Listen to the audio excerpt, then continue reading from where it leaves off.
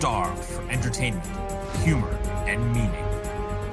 Two brave best friends set out on an epic quest to combine their love of improv comedy, movies, and storytelling to create a show that defies the odds and redefines cinematic genius. Dude, it's just a podcast where we use short-form improv games to tell long-form improv stories in the style of famous movies. Right. You're listening to In a World of Improvised Movie Homages. I'm your co-host, Avish Parashar, and I'm an improv comedian and a professional speaker. And I'm your co-host, Mike Worth, and I'm an improv comedian and professional film and video game composer. We both love improv, movies, and storytelling, along with getting a little bit silly and ridiculous. And hey, if you also like these things, then you are in the right place, because that's what this show is all about. So sit back, relax, and enjoy the show.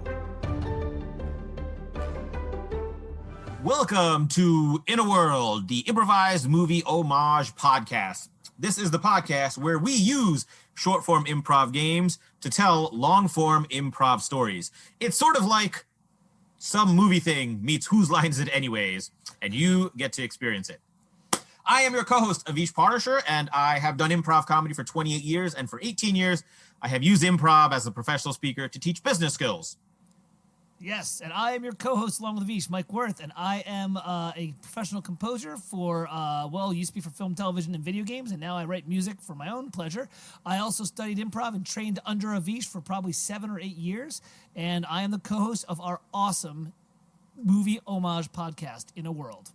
So, Avish, how you doing, buddy? I'm doing pretty okay today. I got 2 sick children at home. I'm recording this during nap time, but how you roll in the world of improv comedy. How you doing? I'm really good. The black eye that my buddy at Brazilian Jiu-Jitsu gave to me seems to be healing, which is great. And everybody is commenting about how tough I look. So I'm pretty excited about that. It's true. You know? The nice thing about the audio format is that you can say anything. Like I've got this razor blade slice across my face from a gang fight I was in.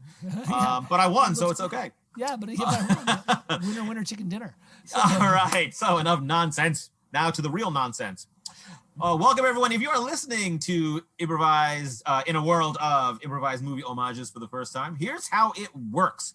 On this show, as we said, we're going to tell a long-form story in the style of a movie.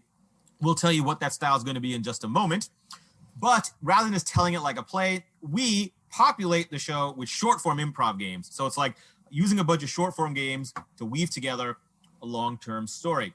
Now, you get to be part of the creative process because what we do is we split our show into a few segments.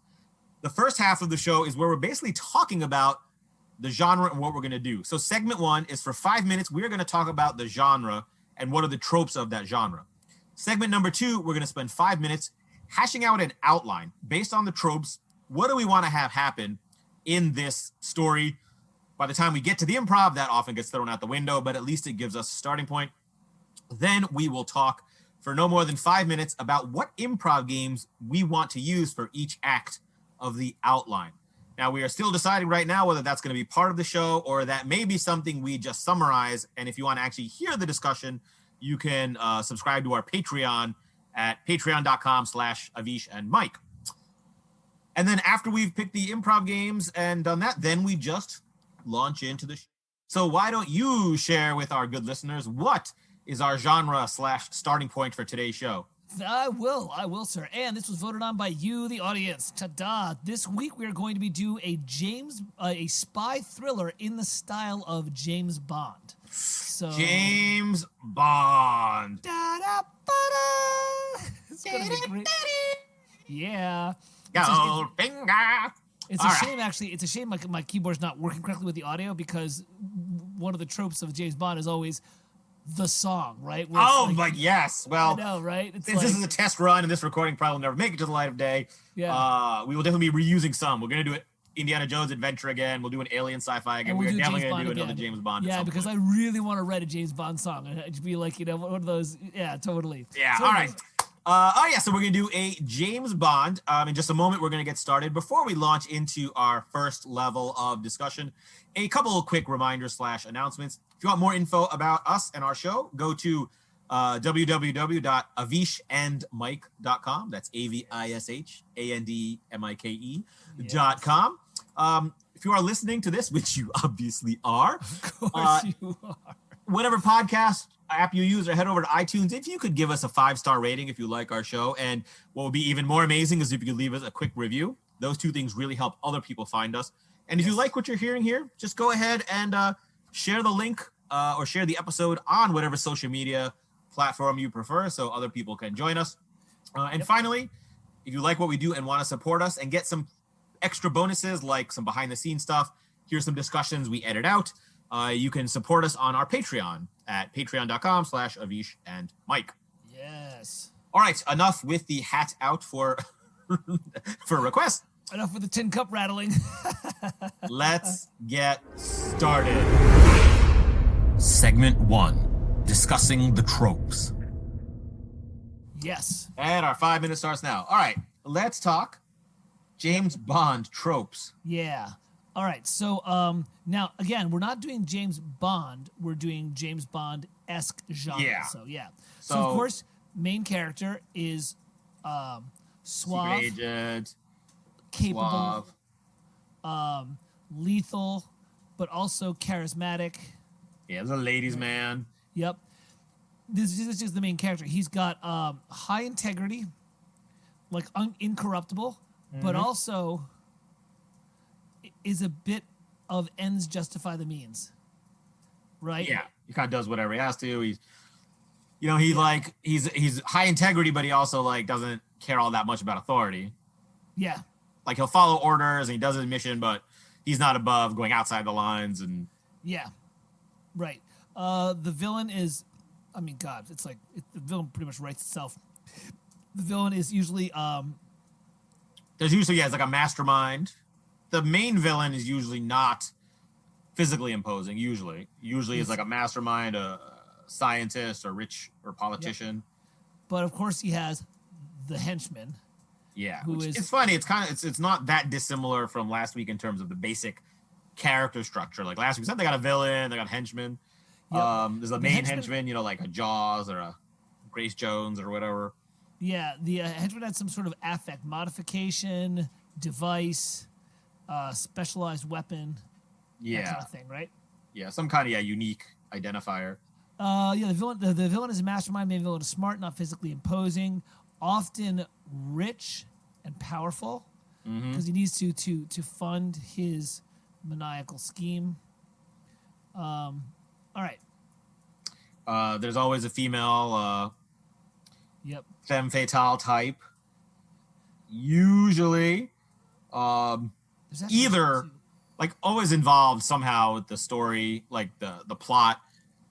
It's one of three things, right? It's either like a scientist or someone germane to the technology that's going to be used, or it's a spy on his side, or it's a spy on the other side. That's true. Yeah. It's either tech. So it's one of those. Yeah. Yeah. So, and oftentimes there's two female, but we may not be able to get to two females in this. We just have to have one. For this form, we'll probably just need one, but another one may show up. But yeah, there's a femme fatale who's capable.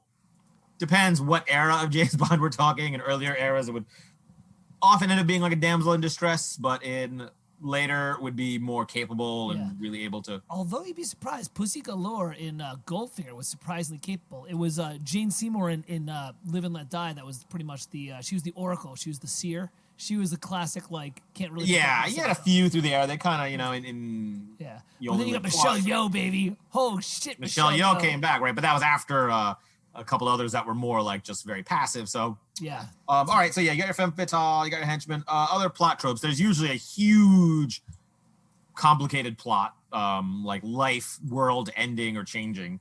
And you know what, boy? But here's what you're going to tackle. It's almost always he gets sent on a mission to discover one thing and then discovers the real plot, which is totally unrelated. Like, I was watching The Living Daylights. Don't ask me. Oh, yeah, because we did with the R80s podcast. Remember, it was like, oh, he's cheating with horse races. Yeah, that was A View to a Kill, but yeah. A View to a Kill, yeah. There's a first plot. A false first plot, like a false flag. That reveals the big plot. Dude, this is going to be harder than I thought.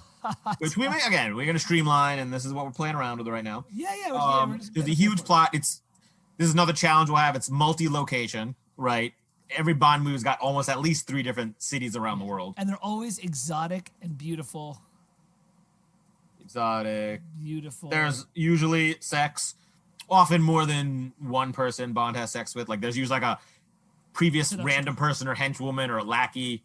Yeah. He has sex with like early in the movie, and then he has sex at the end with the main female. Right. That's gonna be a fade to black moment for our show. Our show's PG-13 minus the swearing. Yeah.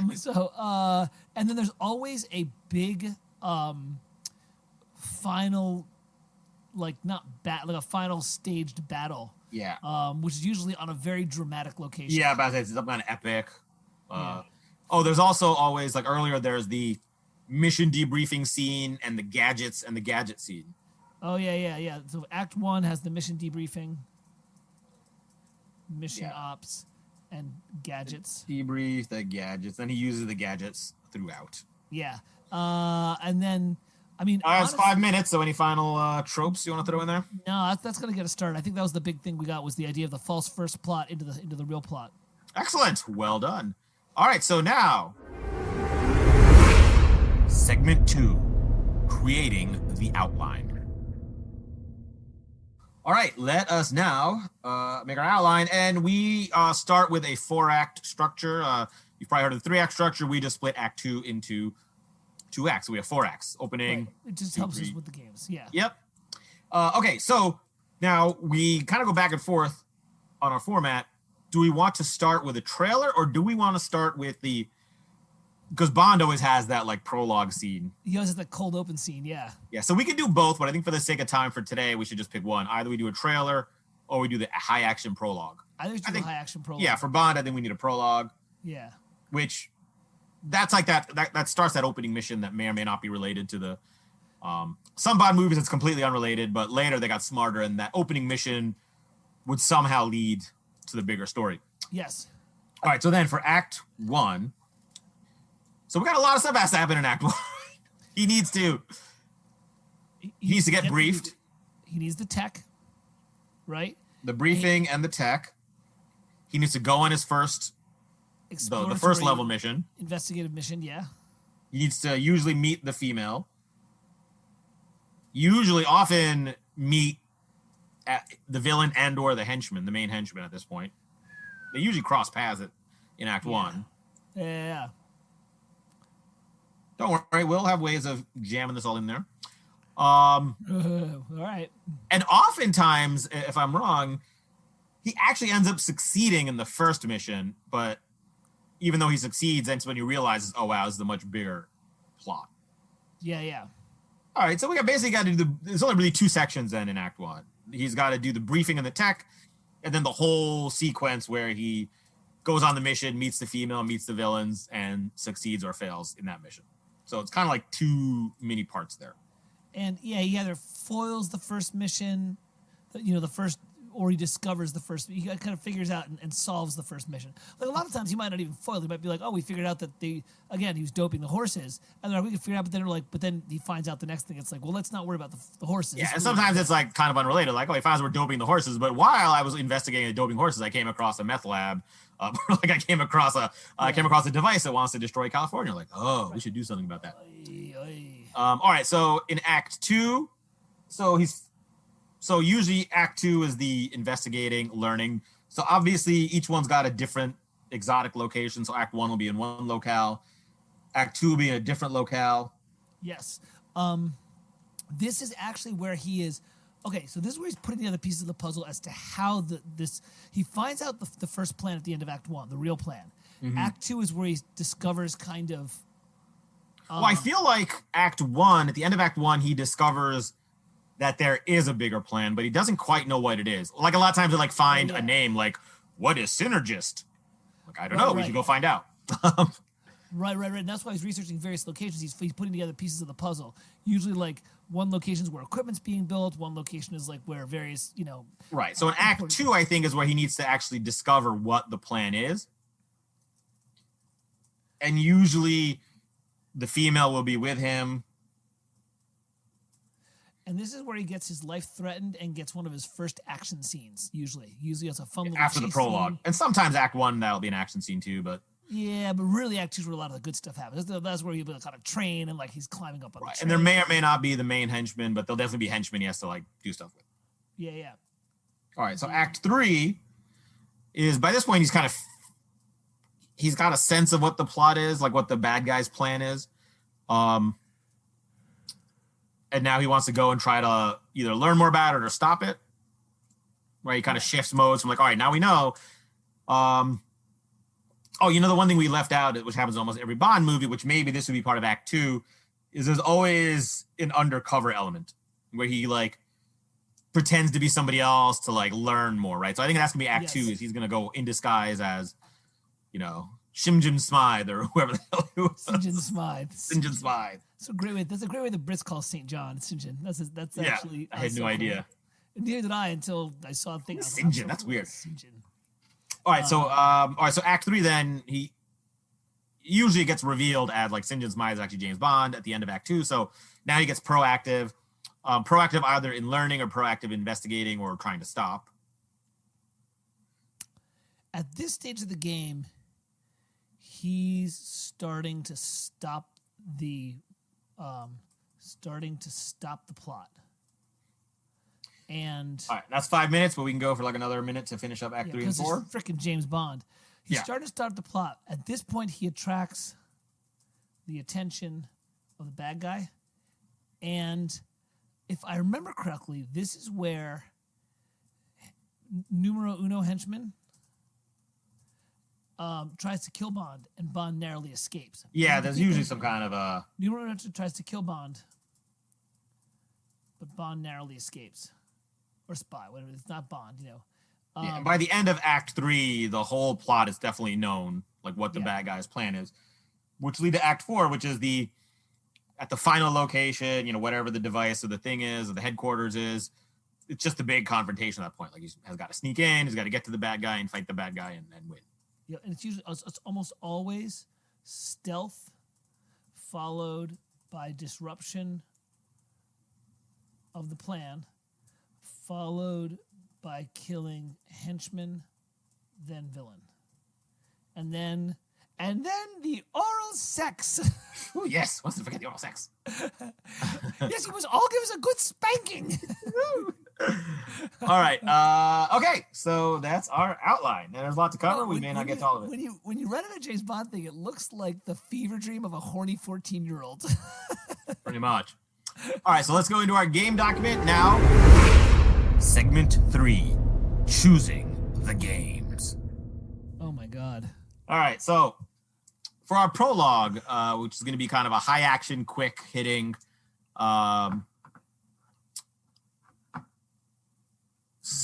we're going to see Bond in action in the prologue, kind of the pre-credits sequence, which is just 1 minute, or one mission. So this could be pretty much anything. Honestly, diminishing returns is so good for this. All right, let's do that. Can't you see it? It's like I can already see it, like there, Yeah. So we'll do a diminishing returns countdown. Yeah. All right, Act 1's got 2 halves. We can either do one game, depending on the game we pick. We can do one game or 2. So part of it is one is very conversation based, right? It's the briefing and the gadgets.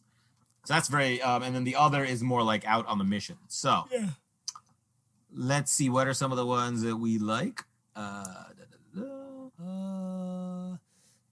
They're all good. Nothing's jumping out at me. Yeah, I'm trying to think what would be a good fit for this particular. DoubleSpeak. Oh, Dr. DoubleSpeak is where you and I talk at the same time and we try to match each other's words. Oh my God! Can you imagine? So let's do DoubleSpeak, where it's the hero talking to the briefing, and we can kind of combine the tech briefing and the mission briefing into one character. So that'll be a DoubleSpeak conversation. Oh my God, yeah. And every character is DoubleSpeak, so we're all... No, I think the main character, like the James Bond character, will be one of us just speaking normally. Yeah. But then the answers will come as a DoubleSpeak. 2 of us, yeah. Every other character, meaning the head of the agency, the tech guru, anybody else is going to be talking. Yeah, if anyone comes in. And I was thinking even the tech guru and the head of the agency could potentially just be rolled into one character, like doing both, but we can cross that bridge in the moment we get to it. I want to do bad accents. All right, bad accents it'll be. All right, so then for the second half of Act 1, the first mission where he goes out, this is more like where he's undercover. We could do animals to humans. We could. I gave that game a 1 on my ranking list. Why'd you put it in here then? It's a terrible game, but it's like we'll work on it. Maybe someday it'll get better. But no. It's like I don't want to put a 1 on. Like I put a 3 on, or even a 2, but like a 1 if it's that bad. It's like. I mean, it's just a scene where I think maybe combining it, like instead of a world's worst, like when he meets a henchman, it could be like a world's worst animals to humans type thing. But maybe we'll hold off on that one. Yeah. All right, let me see if there's anything that will be good in here where we haven't. Let's see. On the mission, what would be a good? I've got a good one. What? It's one we haven't played in a long time. / I've come up with a variation. Questions switch. So, questions where you can only speak in questions. Yes. Hey everyone, Mike Worth here from In a World. You may have noticed the music started. That's because we had an unintentional emergency. Avish's oldest son needed a little bit of attention. Avish scrambled off to help him, and we had to pick it up later that day. We ended up picking the games off podcast and then cut back in to give you the performance. Sorry about all this, but rest assured there was improvisational merriment and silliness in the picking of the games. And now, back to the show. All right, that's 5 minutes. So now we have our improv game. So now, segment 4, showtime. We're going to start our show. Before we do that, we need one final thing to start, and that is the title of this James Bond movie. At some point, hopefully, we'll have audience suggestions. But do you have a? Let's do. You and I are going to build a Bond title. One word at a time. We'll do 3 words. I'll go first. Ready? Far from Disney. All right. So far from James Bond is far from Disney. All right. So opening music over. All right. We begin our story as we do every week with either a movie trailer or a prologue. For this being James Bond, because they always start with that opening action bit, we're going to start with a James Bond-esque prologue for our movie Far From Disney. And to do this prologue, we will be playing the improv game Countdown, which is where Mike and I will do a scene in 1 minute, and then we will redo that scene in 30 seconds, then in 15, and then in 5, and then maybe backwards. We'll see. I haven't done that in a long time, but maybe we'll do that. Okay. So are you ready, Mike?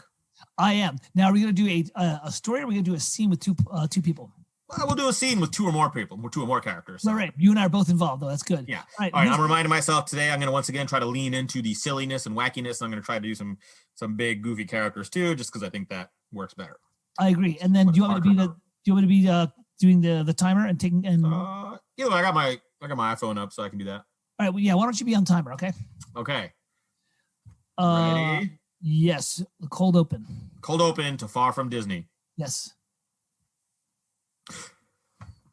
Listen, stewardess, come here. This plane has a bomb on it, and you need to work with me. A bomb? What can I do? I'm only a poor stewardess. How do I help you? You need to go in the back and find me a satchel that's the color green. I am Agent Blaine Jawn, and I am here on notice that I know there's a bomb plane. Go find a green satchel. Go, go, go. Go the guy. So, Mr. Jawn, I see you found the bomb. Shh. If only you knew how to disarm it. Gun hand. I should have known you. I should have smelled your foul stench when I came on this plane. That's right. And now I'm going to bring the whole plane down. And as a bonus, you, Mr. Jawn, the gun hand points a gun quickly at Blaine Jawn. Was one thing you don't know. I know judo. Kick. Oh, punch. 10 seconds. It blows through the window. Get off my plane. Throw the satchel out, lady. They two fall into each other's arms. Ooh, Mr. Jawn. And that was 1 minute and 5 seconds. All right. That was a legit James Bond. Blaine Jawn, I believe. Blaine Jawn. I'm so bad at names. I don't know about you, but it's not just, it's the best Philly name because it's not Blaine Jawn, it's Blaine Jawn. Blaine Jawn. Jawn, it's John. But now, we had some choppiness, and this is setting the tone. So we want to do that again. Only this time we're going to cut the time in half. So we're going to redo that same scene in same little story, prologue, in 30 seconds. Are you ready? I am. Here we go. Stewardess, come here. There's a bomb on this plane. You have to help me find it. Bomb, what can I do to help? Well, I am Agent Blaine Jawn, and you must find a green satchel. Go, hurry, find a green satchel in the back. So, Mr. John, I see you found the bomb. Too bad you don't know how to disarm it. Halfway. Gun hand, I should have known you from your smell. That's right. And now I'll get an added bonus when I destroy this plane. I'll kill the Agent John. He points a gun. Judo knows. I know judo. Kick. Get off my plane. Quick, throw the bomb out. Throw the bomb out. The plane spins around. They fall into each other's arms. Oh, let's have sex. John. All Do we right. get it? That was 30 seconds pretty much on. We did a good job there. Wow. Oh, Mr. Now the challenge. John. 15 seconds. James Bond, Far From Disney. Prologue. And here we go.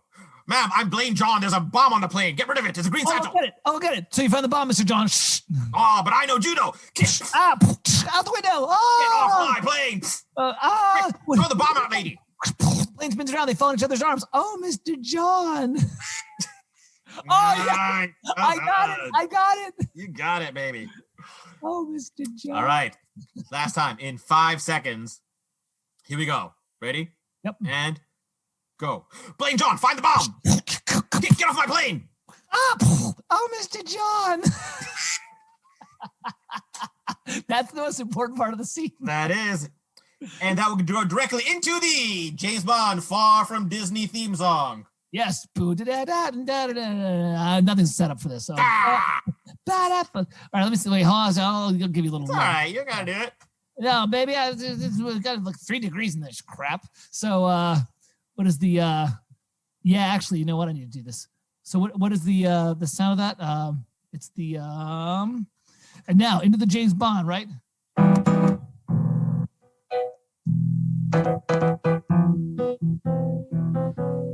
Well, I was thinking you're going to like the Carly Simon Far From Disney. Oh, yeah. Usually that theme goes right into the. Yeah, with the whole like he is a man. He is a man. And it's always like the women that are silhouetted, right? Mm-hmm. Stupid. For some reason, I'm not feeling improvisationally musical today. Probably because That's all right. We don't need that. Okay. All right. So now, Agent Blaine Jawn has saved the plane, but he's called back to headquarters for a briefing with his M and his Q to talk about this mission and what is coming next. That's right.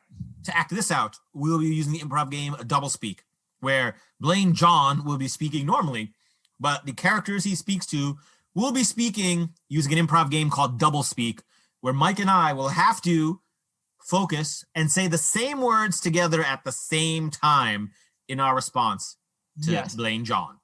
Yes. And okay. Here by the way, random thing. We reserve the right also for us to pop the narrator card if we want to just describe the setting, because I might. Yeah, if we need to change scenes or do some kind of narration, that will be done without DoubleSpeak. Right. Okay. So you ready, Vish? I'm going to kick it off with a quick little narrator hit. Right. Okay. The camera pans up to a lavishly decorated wood and velvet room featuring Blaine Jawn sitting at a desk opposite the head of the secret secrets agency, and a man dressed in a white button-down coat with a computer in front of him. Hello, Kay. I've saved the plane, but I have no idea why the agency, they were trying to blow up the plane.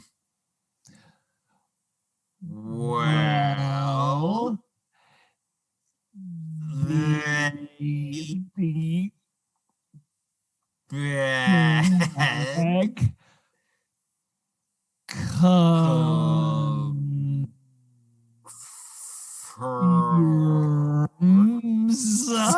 confirms that we found.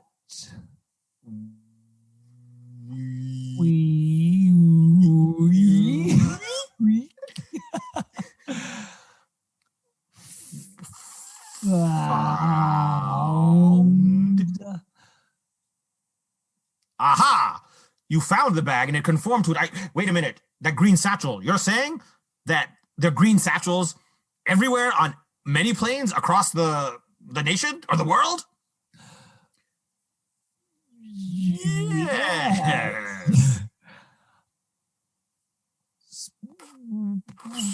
We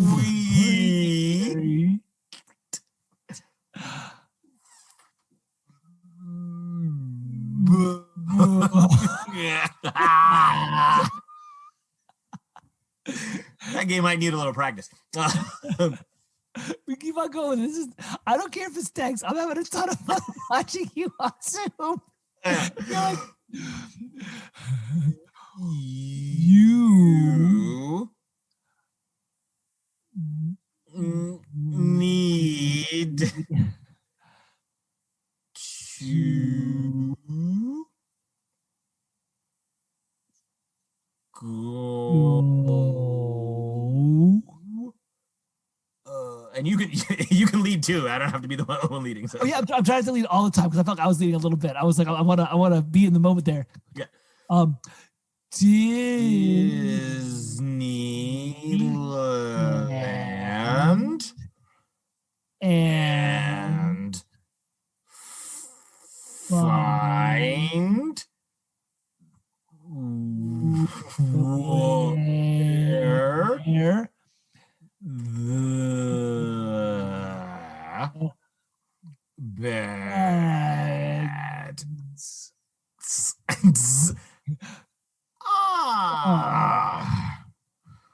all right, Kay, that sounds good, but I need some equipment. What gadgets do I have to help me on this mission now?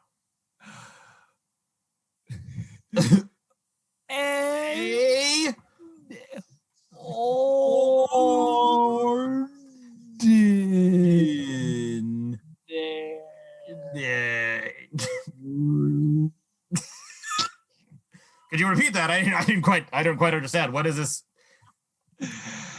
An ordinary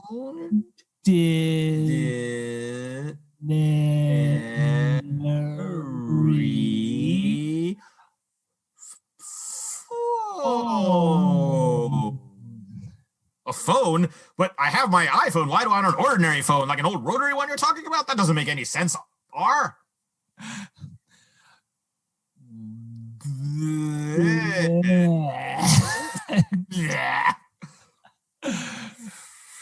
Phone has a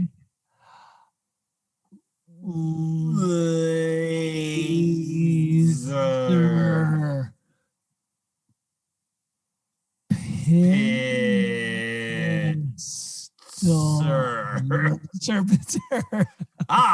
I've heard about these laser pincers. All right, fine. I'll go to Disney armed with my ordinary phone laser pincer. And any final words I need, Kay, before I go on this? Look for your contact at the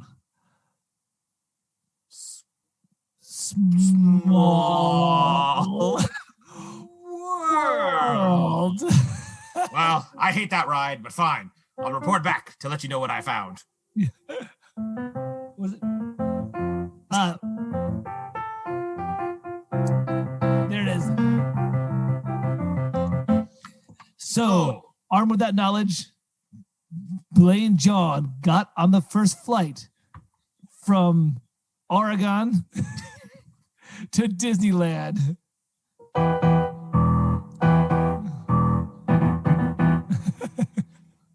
To pick up the action of what happens when he gets to Disney and tries to meet his contact at Small World. We're going to play an improv game called A to Z, and we're going to do this as a story. Well, Mike and I will alternate lines of the story, but the first person who speaks their first sentence will start with the letter A. The next person who speaks their sentence has to start with B, and then we'll work our way all the way either through the alphabet, or if we reach a stopping point before the end, we'll stop, and if we need to, we'll start over again if we want to continue. Beautiful. Vish, you want to start or you want me to start? Either way, it depends whether you want to do X and Z or not. Yeah, you know what? We should give whoever does X, we should give the other person Z. Let the person do X and Y, and then give the other one Z. Just like keep it fair. Okay, sounds good. Cool? So whoever gets X just continue on with Y, and then that person gets Z. Okay, here we go. All right. As Blaine Jawn entered Disneyland, he noticed that the park looked more crowded than usual that day. Briskly walking to one of the ticket counters, he asked if there was something special happening at Disneyland that day that made it unusually busy. Can't you read, said the underpaid clerk at the Disney thing, pointing up to a sign that said, "New attraction at Small World today." Driven by curiosity, Blaine Jawn paid the ticket and slowly made his way towards the Small World exhibit, passing through the throngs of people. Entering the Small World ride, he saw a beautiful woman working the boat sitting area. Fascinating use of animatronics, wouldn't you say? Said Blaine Jawn as he sidled up to the beautiful woman and flashed a ravishing smile at her. Good line, Mr. Jawn. Does that work on everyone? Said the exotic woman. Heck yeah, I haven't kept my job this long if that wouldn't work. Blaine Jawn, Oregon's secret agency. Isla, Frau Broggen. I am your contact here today, and I don't have time for tomfoolery. We have to stop green satchel bombs that are going off all over the world soon. Just why are all the bags being labeled with Disney paraphernalia? Mickey Mouse, Donald Duck. What's the connection? Kids love Disney, and no one would ever think to search a kid's bag for bombs, so that's how they're sneaking them everywhere. Let's assume that's right. Who would have anything to gain by having kids spread these green bags all throughout various airlines and airplanes throughout the world? Mongo, the dictator of the land of Mongoria. He wants to blow up all civilized cities so that Mongoria will be the #1 power in the world. No, we can't let that happen. If Mongolia becomes the power in the world, we'll all lose the ability to cook beef and saute it. We'll be reduced to fish and vegetables for the rest of our lives. Suddenly, a crowd screams out, "Oh my God, the Mongorians, they found us! Quick, no time to talk! Follow me into the ride!" Please tell me the audio is turned off in this ride, Agent Jawn muttered as he hopped in and began escaping through the Small World exhibit with the Mongorian people in hot pursuit. Right now, we need more sound. The louder the singing is, the more the Mongorians won't be able to catch us. Quick, we must turn the volume up. Turn the volume up. Switching on the volume, Blaine Jawn quickly cranked switching on the audio. Blaine Jawn quickly went and turned up all the volume. Ear-splitting blasts of that horrific song. Then ricocheted throughout the entire place, watching the henchmen drop their pistols and clench their ears in pain and agony as that sickening, nauseating song permeated the whole place. Trying to keep from losing his mind, Blaine Jawn covered his ears as well, and Isla grabbed his hands and shoved his head into her bosom, covering his ears with her breasts. Unlikely solution though this may be, it seems to be working, Isla muttered as she stumbled through the rest of it with Blaine Jawn's head rattling around in her chest cavacle. Very soon we will be out, Mr. Blonde. Don't worry, I have trained myself from working here for 6 months to be conditioned to not be bothered by this song. But once we get out, we can escape and we can go to stop the Mongorians. Well, that sounds like a great plan. Quick, get us to the car so we can quickly find out where the mastermind is and stop this nefarious plan. X7 model of the BMW is my car. Quick, get in there. You drive. I'll shoot the guns at the Mongorians to stop them. Zen driving is one of my specialties, muttered Blaine Jawn as he turned the keys and peeled out, leaving the henchmen in a cloud of dust racing away from Disneyland.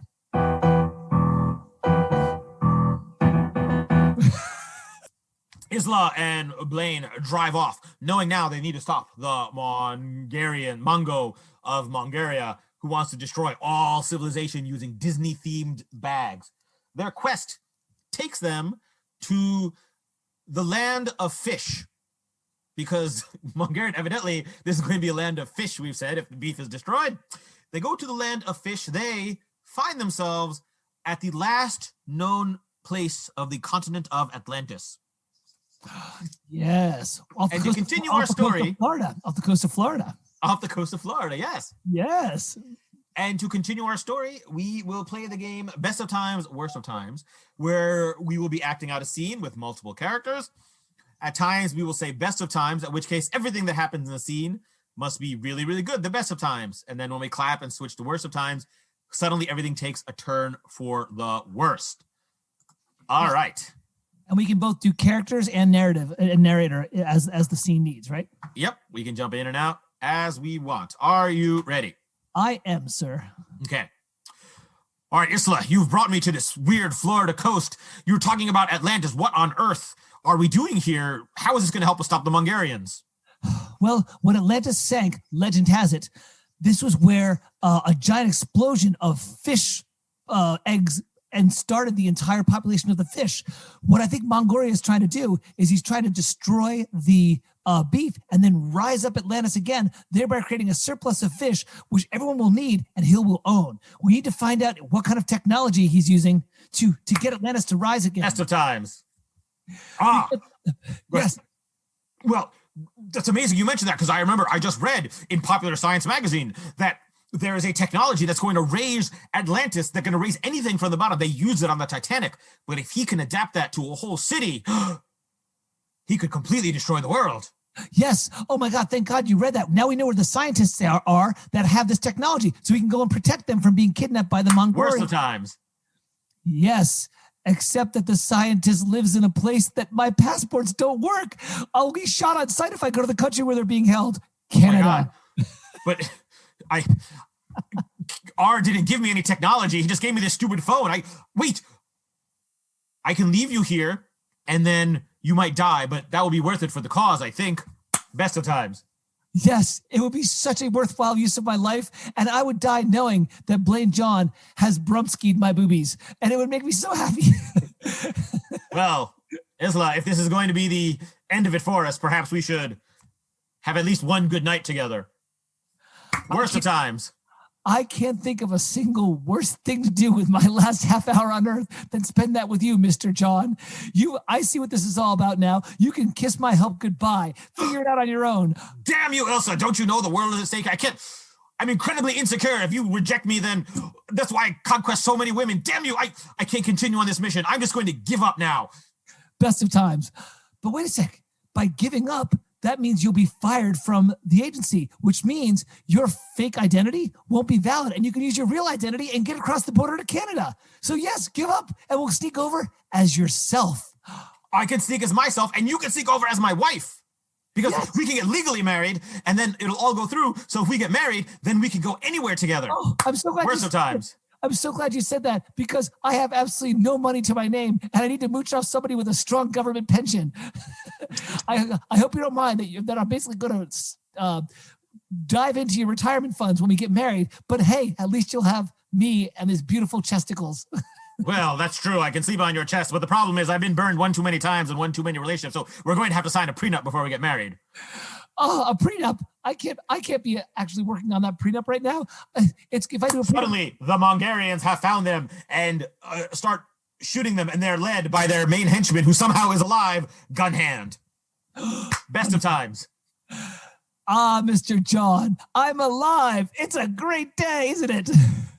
You're alive. Thank God. My therapist told me I need to stop killing so many people, and I felt so much guilt. And now you're alive. I can just arrest you instead of killing you this time. Wait a second. Before you arrest me, maybe you want my help. I am part of the renegade Mongoroid fans who don't want the evil Mongo. I can help you get into. I can help you get into where the scientists have been kidnapped to. Yes, they've already been kidnapped. I can sneak you in where you can actually release them, destroy the technology, and then finally confront the evil country overlord. Worst of Times. Well, that sounds okay, but I'm already getting married to Ilsa. I can't marry you as well, damn it. Well, you've got so many people I can marry. Well, you've got to choose. Well, you might have to choose, huh? Because if you don't choose me and I walk away all wounded, then this world will be destroyed. Ilsa, but if you don't choose me, then I will die penniless and pauper, and you will have to pay so much in your therapist that you will go bankrupt anyways. So what will it be? Save the world or go bankrupt? Best of times. Wait, I've got it. I don't want to get married anyways. Why don't you two marry each other, and then you can legally adopt me, and we can travel to the secret base as a family legally. That's a brilliant idea. Shh. Do you, Ilsa, take me as your lawfully wedded husband? I do. Worst of times. No. Best of times. Thank God that was a test. I'm gonna marry you, and we're going to adopt Gun Hand. There you go.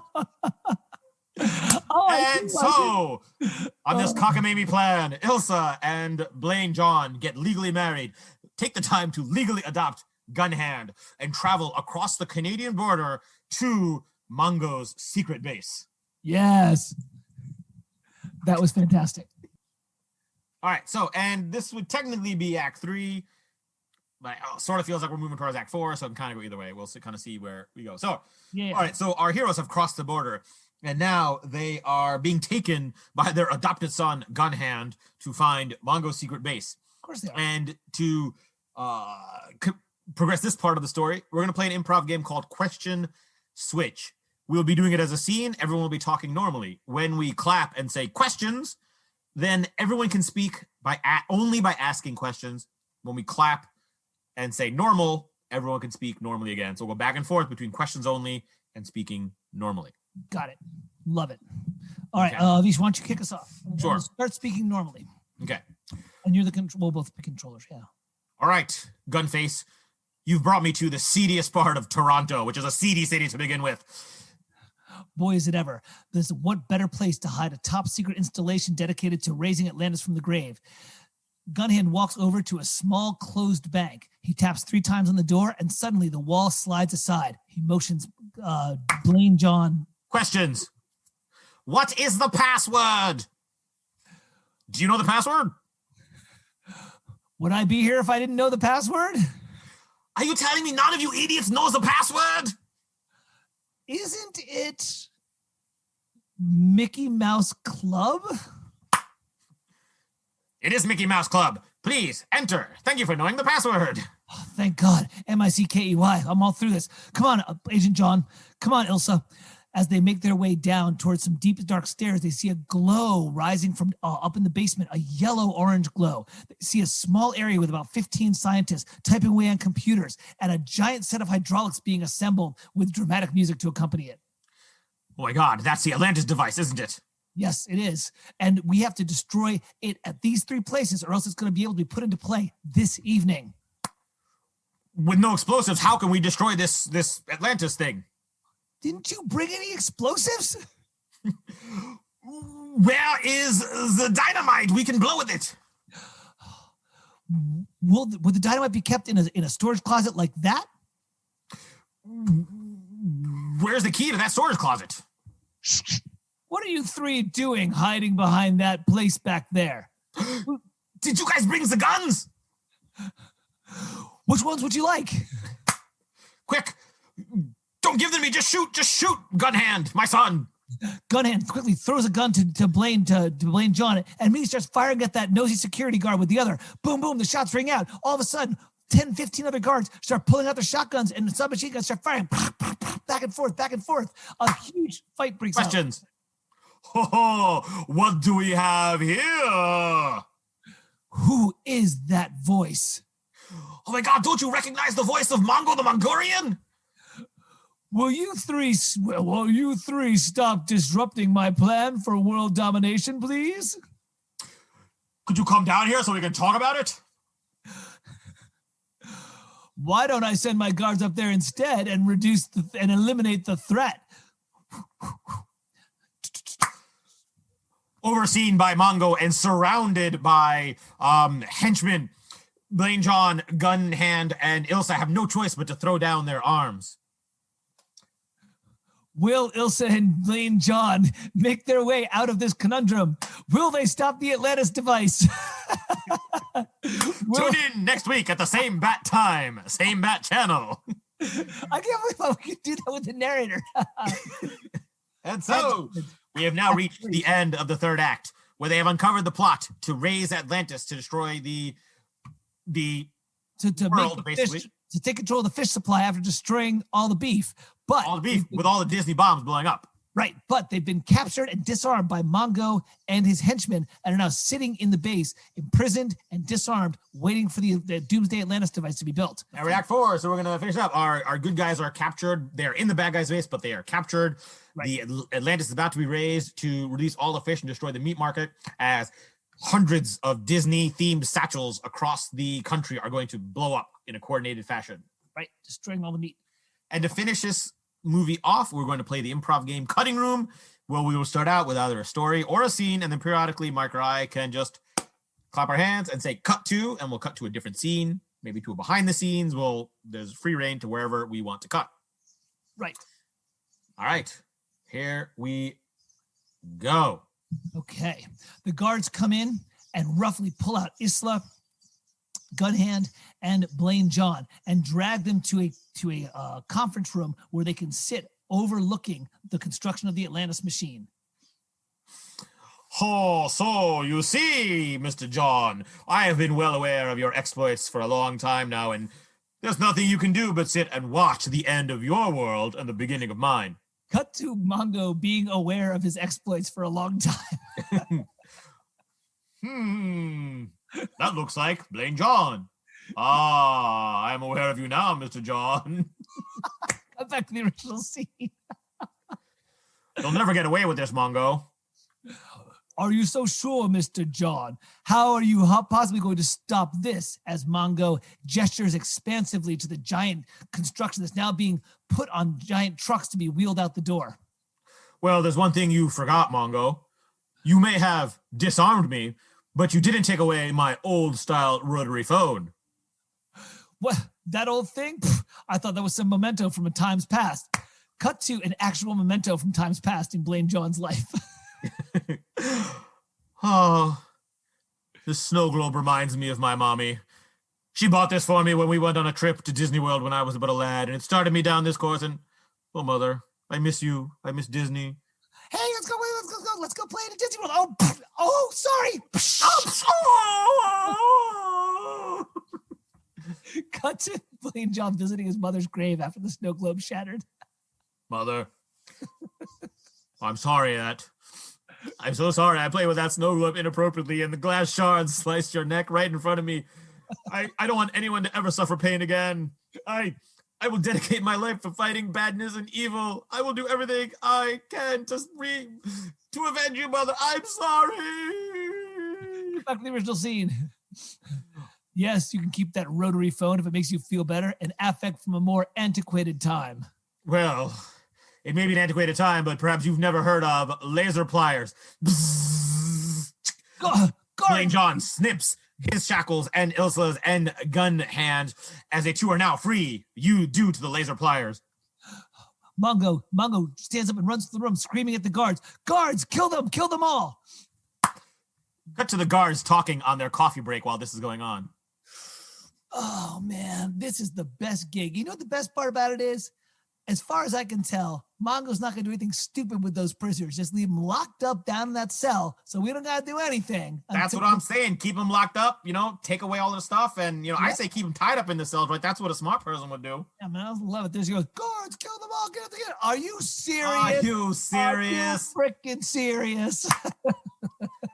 Cut to Mongo in a therapy session discussing how he keeps sabotaging himself in these situations.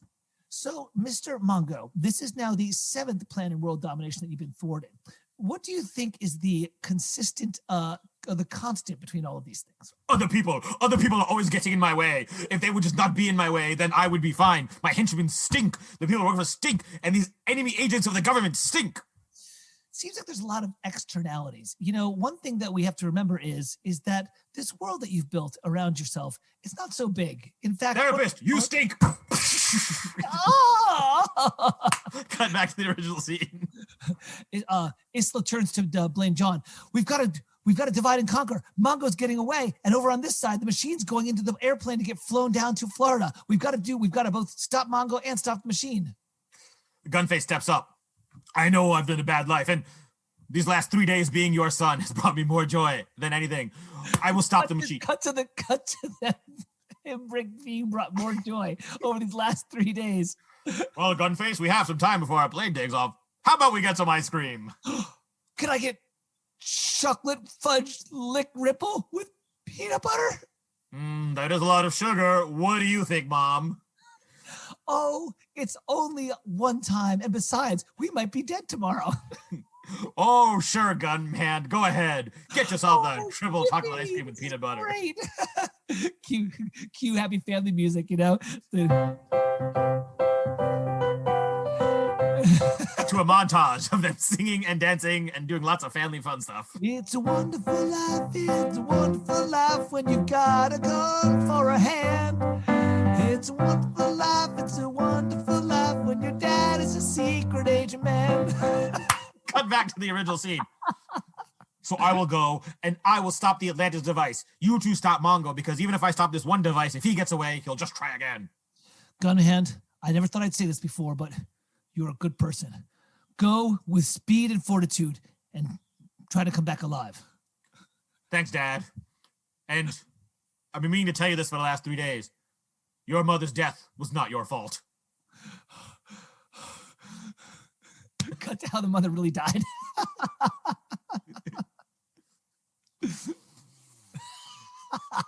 Oh, that fifth line of Coke might have been a mistake. Cut back to the scene. Gunhand puts his hand on Blaine's shoulder and sprints after the departing technology. Isla and Blaine look at each other. All right, Isla. Listen, I'll go stop Mongo, but you have an even harder job. You need to keep these henchmen off my back while I go catch him. Cut to the obligatory MacGyver scene where Isla puts together a cunning trap using wire, thread, and a rubber band.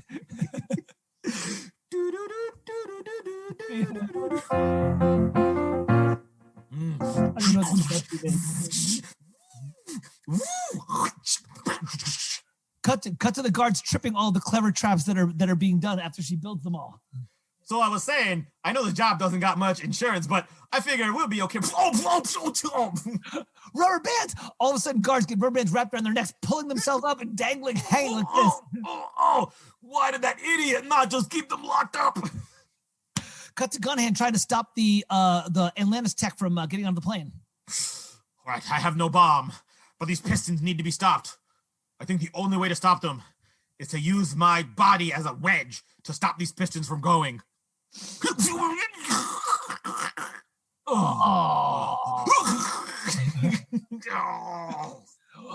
Look out!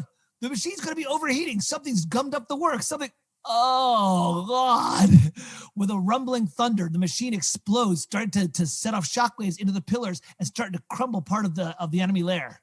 Oh, my God. Let's get out of here. Let's get out of here. It's going to blow. Cut to Mongo trying to escape in some bizarre vehicle that only could exist in a Blaine Jawn movie. Oh, well, Blaine Jawn may have stopped my plan this time, but I will escape in my flying pumpkin. Cut to Mongo at the car dealership looking for a flying pumpkin. So, what are you thinking you want to do? You want to get a lot of storage space? You want a fast 0 to 60 speed? You looking for something to kind of get the ladies? I need something that's absurd. Something that's absurd, can hide inside a secret base, and quickly take off. All right.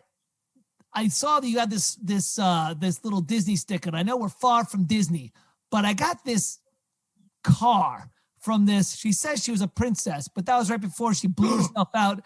Yeah. A pumpkin carriage? Yeah. I will take it. How much is it?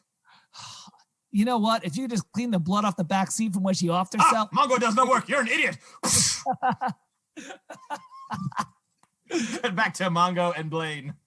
Cut to them on the top of the flying pumpkin while it's flying through the air, right? Mm-hmm. You've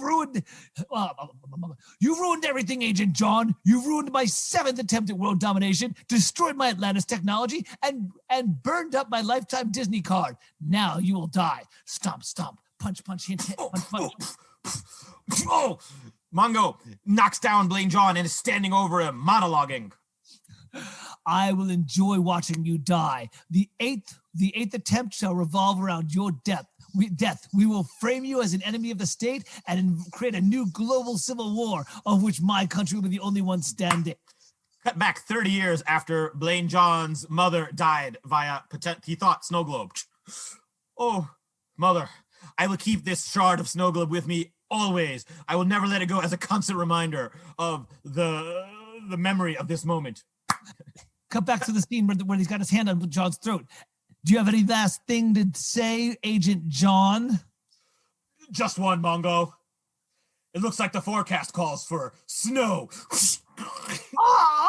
Blaine Jawn stabs Mongo in the throat. Mongo stumbles back, falls off the flying pumpkin, and yells his final words.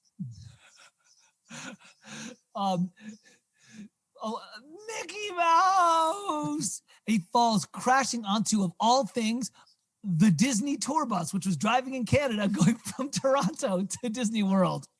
I guess it wasn't such a small world after all. Cut to Ilsa and Blaine Jawn reuniting, having defeated Mongo and stopping his plan. So where did you find this amazing flying pumpkin car? Well, it was Mongo's, and we fought on the outside, but the inside is still blood-free. I have to admit, I was very impressed by how you conducted yourself, Agent John. I've never seen a man so competent. Well, if you think that was competent, why don't you come on inside the pumpkin? Oh, I don't know. I'm afraid what might happen at midnight. I only have one thing to say to that. Really? Bippity boppity boo. Oh, Agent John. And scene. And that, my friends, was our James Bond-esque spy movie titled Far From Disney. Hopefully you enjoyed that. Thank you for playing along and listening. A couple quick announcements. We are going to be back next week where our genre will be something. If you like this episode and this show in general, please go ahead on over to iTunes or wherever you get podcasts and give us a review. It would be super great. And that's a little bit of work. If you can't do that, please at least give us a 5-star rating. Both of those things really help other people find us. If you want to learn more about Mike and myself, go to avishandmike.com. You get information there on our Patreon where you can support us and get some additional benefits and behind-the-scenes stuff. You can hear some outtakes and some edits. Please share the word, let people know, and we will see you back in 1 week. Thank you, Mike. Thank you, Avish. Have a great evening, everybody.